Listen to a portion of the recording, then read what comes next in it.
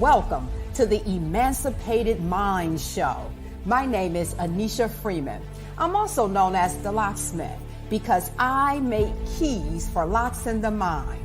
I'm an award-winning master-level therapist, and I also have an MBA. I'm the creator of a cognitive restructuring program entitled The Lies That Bind. This show exposes and challenges dysfunctional, unconscious beliefs that cause people to engage in self-defeating behaviors repeatedly, despite the consequences. This show is streamed live via Facebook and YouTube every Thursday from 7 o'clock p.m. to 7:45 p.m. Eastern Standard Time. Again, welcome to the Emancipated Mind Show.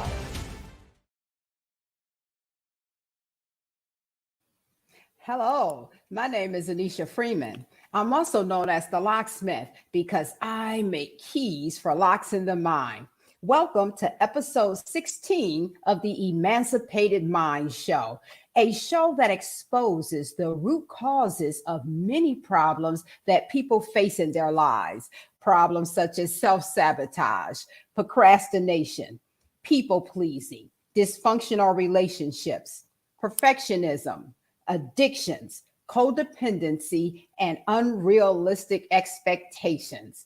The topic for tonight's episode is, was it the trap or the cheese? What's your cheese? That's actually a chapter in my book entitled What's Really Going On. This is volume 1, and this particular book contains 31 articles that were previously featured in a bi-weekly column in a multicultural newspaper. The column was entitled What's Really Going On? And people used to call the newspaper asking about certain articles that they had missed. So I put a collection of them together. This is volume 1. I will be releasing volume 2, which has 33 articles that were also featured in that column. I'll be releasing volume 2 in January. You can download this book online on Kindle immediately. I'm out of stock for the paperback versions, but I'll be back in stock in January with volume 1 and volume 2. So I'm going to talk about the chapter entitled, Was it the trap or the cheese? What's your cheese? So I'm going to read the article or the chapter, and then I'm going to stop periodically to discuss this topic. So the chapter starts out with a quote by William Blake. The quote says, "The fox condemns the trap, not himself." And so I talk about my youth groups because the topic is actually a series in my youth group that I do with youth who were between the ages of 13 to 18. So I have an adult program and I have a youth program. This is my adult program manual. I manualize and train other therapists and counselors. This is the youth manual. So I also train other providers to deliver the youth program. So when I was developing the program, I worked with court mandated youth for a long time, and with various entities and organizations. They would send their youth to me to work with. And I did a series of groups entitled, Was It the Trap or the Cheese? To help the youth understand that a lot of them were on probation and getting in trouble because they were what I call cheese-matized or cheese-notized. Like somebody's hypnotized, they was cheese-matized. They kept getting snapped in the trap because they didn't see the jaws of the trap. So I'm going to read a paragraph from the article, and then I'll discuss it some more. And I start off in the article by saying, I have often heard the question asked, was it the trap or the cheese that got the mouse? We say it's the cheese.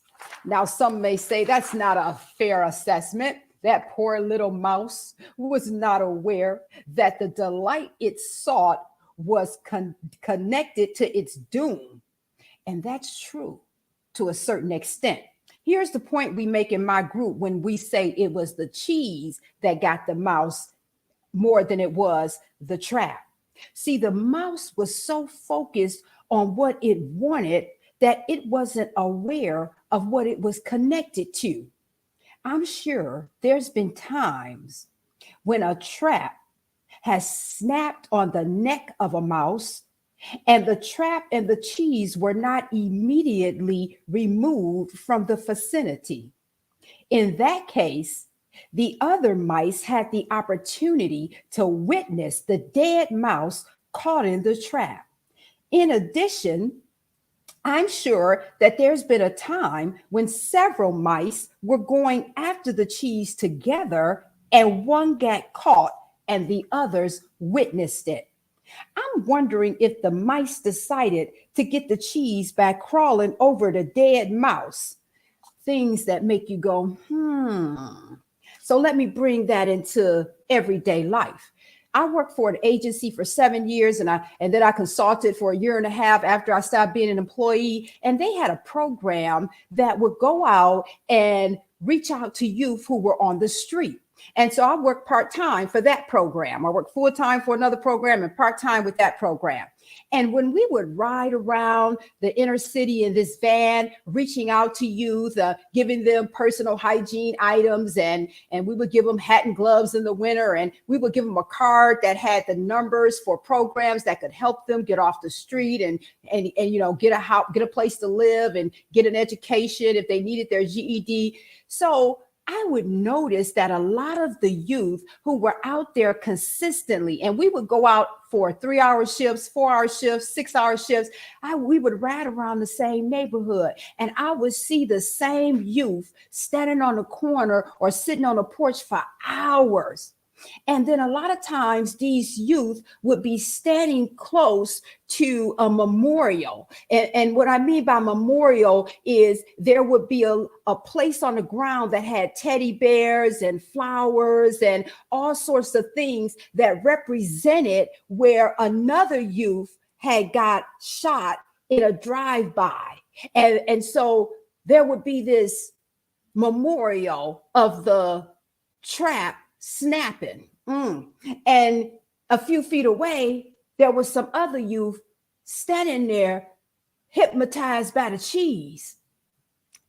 But the trap snap was right next to him. Was it the trap or the cheese? What's your cheese? And so when I would break this down to the youth in the group we had, because a lot of them were on probation for selling drugs, home invasion. I was like, home invasion. I'm like, that's like a whole nother level, right? So I would talk to these youth, and a lot of them, it wasn't so much the material possessions, because a lot of people think, oh, well, they're getting in all this trouble because they out there committing crimes because they're addicted to the material possessions. That's part of it.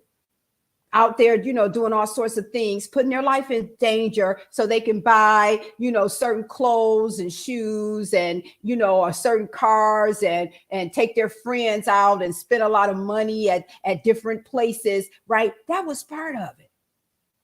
But that wasn't a real cheese. See, my program is a cognitive restructuring program. So I would break down the belief system. So let me help you understand, young people. I would tell them in my group, I would have a PowerPoint with a picture of all of the stuff that they were out there risking their lives for. So I would have pictures of the clothes and the shoes and all of the things that they were out there doing, committing crimes so that they could have money to get. But here was one of the real issues. They were afflicted by the dysfunctional unconscious belief, your value as a person is connected to material possessions. So a lot of times I'm working with youth who were more addicted to having a sense of value because they had been programmed to believe that they didn't have any intrinsic value. So they believe that their value came from the material possessions that they accumulated. So reality was that their cheese was a sense of value. It wasn't even a material possessions. And I had the youth challenge me. I allowed them to be open and challenge me. They did it in a respectful manner. They'd be like, oh no, Miss Freeman, I wear these clothes and I spend my money on these clothes and these shoes because I like them. And I tell them there's nothing wrong with liking nice things. I like nice things, but it's problematic when you're committing crimes to get something nice.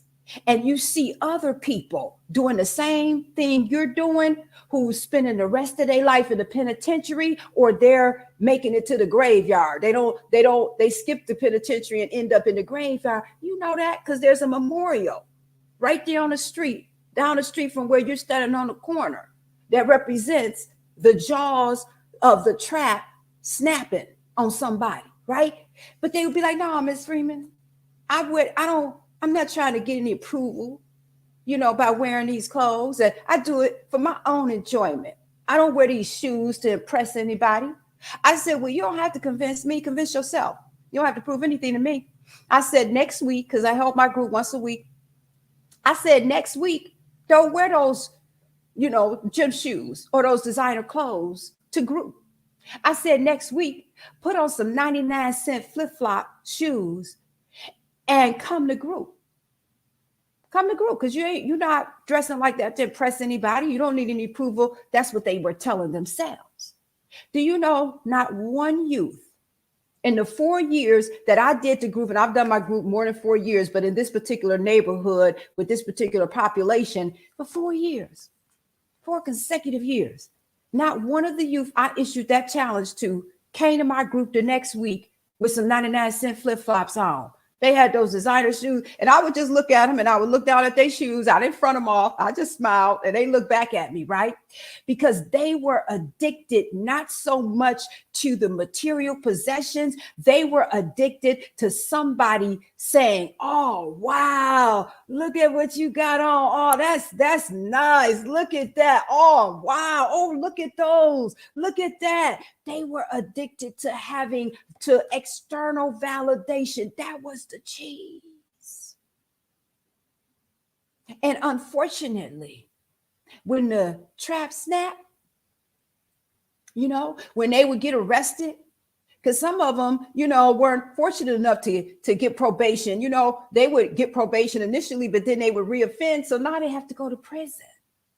So when the youth would be mandated, they have to go to prison because of the trap snap. That's the trap snap, right? They weren't able to they had to put on a uniform. See, and then they got to understand this dysfunctional unconscious belief that was telling them your value as a person is connected to material possessions. Was it the trap or was it the cheese? A lot of people's cheese, unfortunately, is external validation. So it's easy to see those poor, misguided youth. Some people may be thinking, who's watching this episode, they may be thinking those poor, misguided youth, that's terrible that they've been cheese-notized like that and keep getting their necks snapped in the trap. But let's talk about when people do the same thing in dysfunctional relationships, right? So one noted expert in the fields of neuroscience and psychology says that because of these unconscious influences, he's talking about the unconscious self-concept, the dysfunctional unconscious beliefs that are programmed into a lot of people's mind during the formative years. The brain is developed, the mind is programmed. The mind is programmed during those critical foundation years by how a person is treated and by what a person observes. So one noted expert says because of these unconscious influences, some people, and he was being conservative, he should have said most people, seek out people and experiences that produce the same not okay emotional atmosphere that was an earlier part of their existence. He says there's 2 reasons you do it. One, because it's familiar. He says the familiar is easier to accept than what is unfamiliar, even if it's painful. He says another reason people seek out people and experiences that create the same not okay emotional atmosphere that was an earlier part of their existence is because there's a part of their mind, their unconscious mind, that this noted expert refers to as the unconscious child. He says that part of their minds will make them find people who remind them of people that they have unfinished business with from their childhood, meaning people who hurt them. They go find people who remind them of people who hurt them, and they try to fix the script with them. They try to make emotionally unavailable people love them. They try to make irresponsible people be responsible. They try to make mean, distant people be loving and caring. He says he calls it the unconscious child. I call that part of the mind the unfinished business file. For a lot of people, when we say, was it the trap or the cheese? What's your cheese? A lot of people's cheese is seeking validation from emotionally unavailable people. And if those individuals act like they love them or care about them for a short period of time, they have this sense of gratification. They're like, oh, I did it. I fixed the script. This emotionally unavailable person is acting nice to me. See, that's the cheese. See, it's connected to beliefs, unconscious beliefs, such as compared to others, you come up short. Therefore, you have to compensate for your presence with goods and services. Therefore, your worth and value as a person is dependent upon the approval of others. For a lot of people, their cheese is the approval of others. They're addicted to it. And they don't see the claws or the jaws of the trap. They keep getting into these toxic relationships, these dysfunctional relationships. They keep paying people to act like they care about them for short increments of time. They're addicted to that little space in time where an emotionally unavailable person acts like they love them or care about them because they bought that person something, or they gave that person something, or they did something for that person. That's their cheese. So it's easy to see when the young, misguided youth get their necks snapped in the trap because they're out here committing crimes so that they can buy material possessions to seek approval. But that's the same thing when people are in toxic relationships. It's the same thing when people are in dysfunctional relationships and they stay in those relationships and they stay there and they do the same thing over and over and over and over. And it doesn't just have to be significant other relationships. This can happen in dysfunctional so-called friendships. There's a lot of people, their cheese, the cheese that they're addicted to, is trying to win approval from emotionally unavailable people they call friends. People they have to pay to be their friends. People that they go to the restaurant with them and they pick up the check every time they go out to eat. They go watch a movie, they go to the show and they buy the movie tickets, the tickets to get in. Then they buy the popcorn, they buy the pop, they buy all of the snacks, right? And during the time where they're interacting with these emotionally unavailable people, those individuals act nice to them. They act like they enjoy being around them while they're doing something for them. I'm talking about people who struggle with issues such as being manipulative. Everybody's not like that. I'm talking about the cheese that a lot of people struggle with. It's not so much the relationship. It's the relationship dynamic.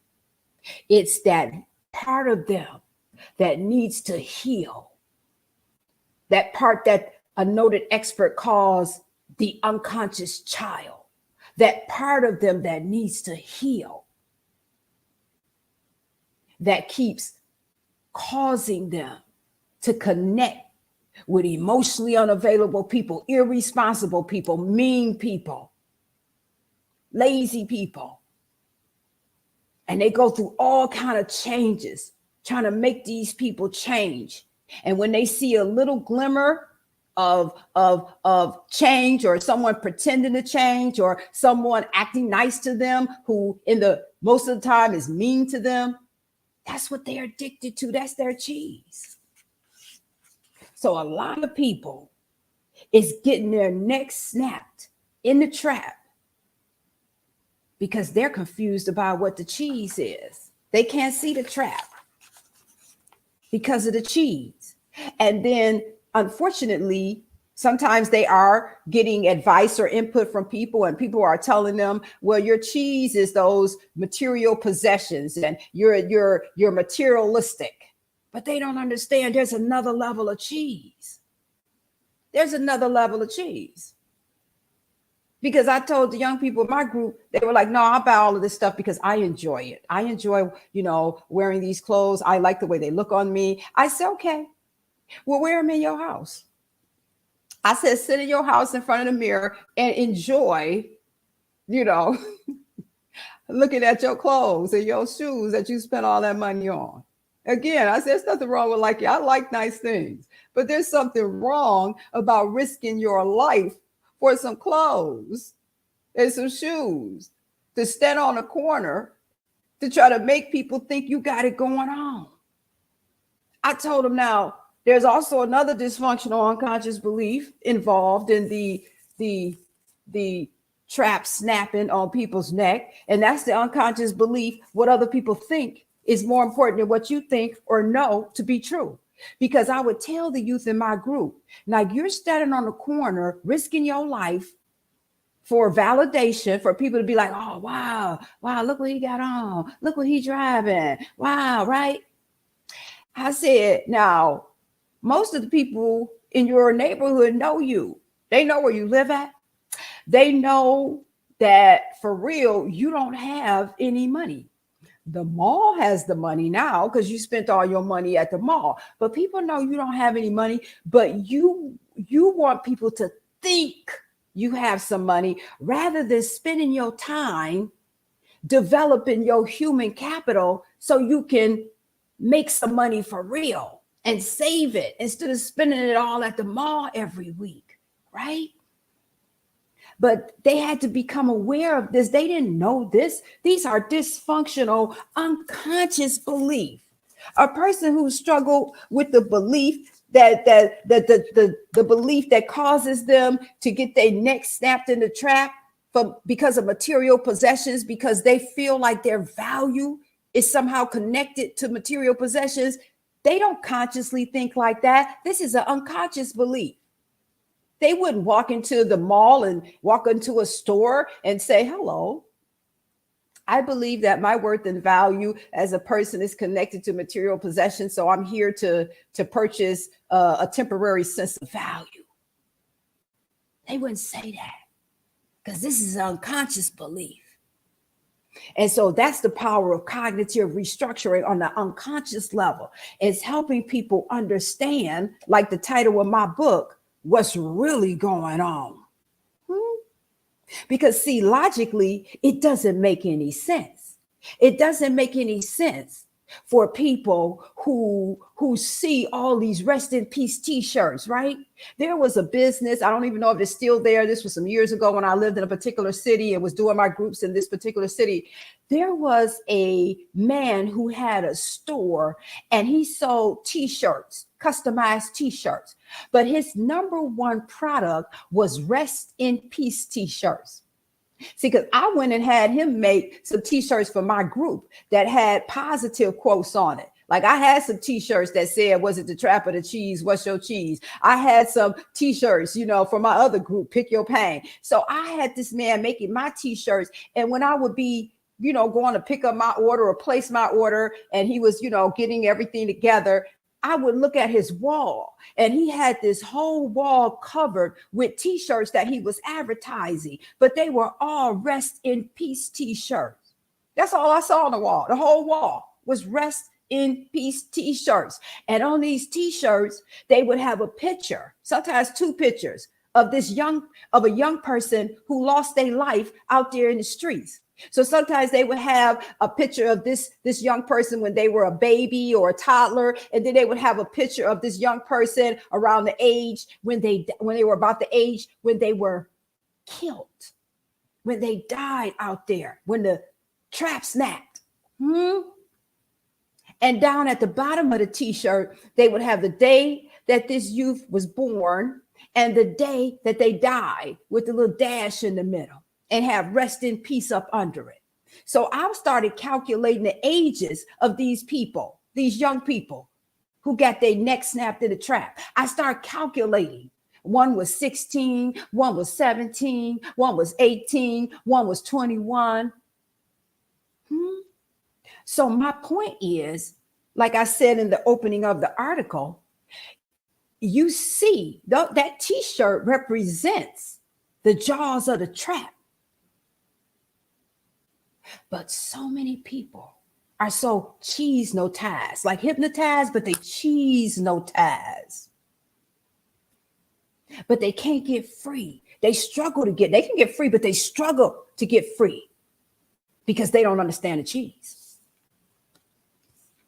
A lot of them think, okay, when they finally get some type of mentorship and understanding, some of them really think the cheese is the material possessions. Yeah, I struggle with these material possessions. I struggle with, wanting to have all of these different things. I want the reward without the work. I want to, get rich quick and all of that, and it's not really getting rich because you're spending all your money on material possessions. The people who sell the material possessions are getting rich, but that's not their real cheese. It wasn't the designer clothes those youth were addicted to.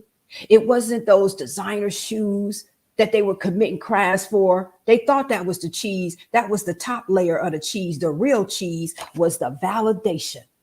They believed that they didn't have a sense of value outside of material possessions. The real cheese was they didn't feel like they had a sense of worth and value unless they were receiving approval from people, unless people were going like, oh, wow. Oh, you got it going on. Look at that outfit you have on. Oh, wow. Oh, you really doing the thing, aren't you? That's what they were addicted to. Even people in these relationships, these dysfunctional relationships that a lot of people keep finding themselves in. I ask some of my adult clients, why do you think you keep finding yourself in relationships, dysfunctional relationships with the same type of person? It's the cheese. The cheese is them trying to fix a broke script from their childhood. And then periodically they get tired of being hurt by the same person. So they call cut on that scene. They fire their cast member. But then they don't understand that the real problem was the script. The real problem was that second layer of cheese, trying to win love and validation from emotionally unavailable people. They're addicted to that. So they don't see the jaws of the trap of being stuck in a toxic, dysfunctional, unhealthy relationship, sometimes for years. Their goals and dreams being put on hold. Because being in a dysfunctional relationship is very time consuming. So their mental, emotional, or physical energy is being used to navigate that relationship that they could be using to fulfill some of their goals and dreams. They could be using those same resources, enjoying a healthy relationship, but they have to heal.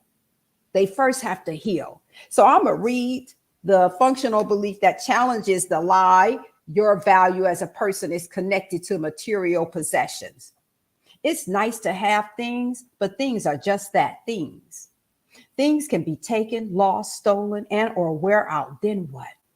There are a lot of mean, petty, obnoxious, rich people in the world who others only tolerate for pay. Your value and worth is not connected to your bank account or the brand of clothes that you have on your back. Although it's good to have nice things and you deserve the best of everything, you can be okay with who you are right now today, no matter where you are on the journey to where you're going. It's sad when a person's esteem is connected to his or her clothes and they have to go home and hang their clothes esteem in the closet. You should refuse to allow how you feel about yourself to be contingent on what you do or do not possess. True self-worth is priceless. It's very valuable. So now I'm going to read the functional belief that challenges the lie your worth and value as a person is dependent upon the approval of others. It's nice to have the approval of others, but it's not necessary. Certainly, my value as a person is not contingent on whether or not someone else approves of me or approves of what I own or have on. The key word in self-worth is self. How I feel about myself is the key to how I will live. If you feel good about yourself, then you will communicate that message to others through your words and actions. If you don't like yourself and you need others to accept you before you can accept yourself, then you will communicate that belief to others through your words and actions. Manipulative individuals will take you up on your offer to try to win their approval and will charge you by the minute for their weak, meaningless validation.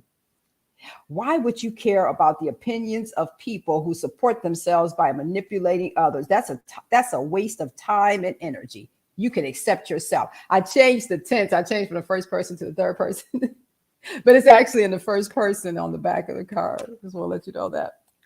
So I'm going to end a little early tonight. That's all for this topic tonight. Was it the trap or the cheese? What's your cheese? And again, that is a chapter in my book, What's Really Going On. You can download it. You can get it immediately on Kindle, the soft copy on Kindle. I'm out of stock with the paperback. It'll be back in stock in January, and also volume 2 will be in stock.